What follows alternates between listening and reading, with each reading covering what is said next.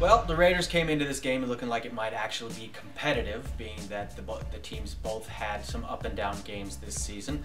But in the end, it was a debacle of historic proportions for the Raiders. They gave up 55 points, which ties a franchise record that was set over 30 years ago, 1981.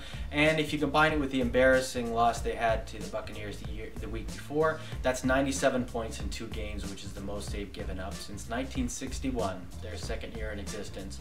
How did it happen? Well, it was complete domination by the Ravens over the Raiders in every facet of the game. For the Raiders on offense, they couldn't finish, and they couldn't get out of their own way. Penalties and things of that nature. Also, Carson Palmer had 6 passes tipped at the line of scrimmage, many of which, the blame goes around, but some of which were his own fault for telegraphing passes and staring down his receivers. He did have some great numbers, but they were misleading because of the fact that none of those drives could really get finished.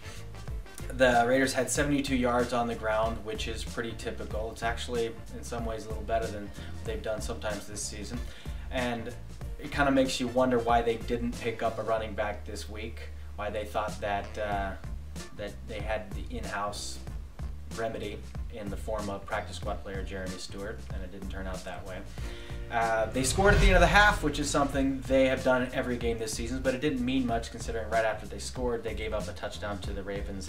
And that brings us to the defense, which after they gave up that touchdown to end the first half, they promptly gave up 3 touchdowns in the third quarter, which has been their bugaboo all season, giving up points in the third quarter.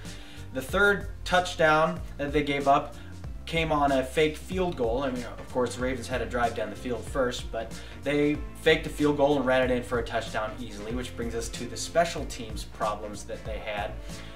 Because after they had already given up 48 points in the first 3 quarters, the Ravens tacked on another touchdown just for good measure on a 105-yard touchdown return.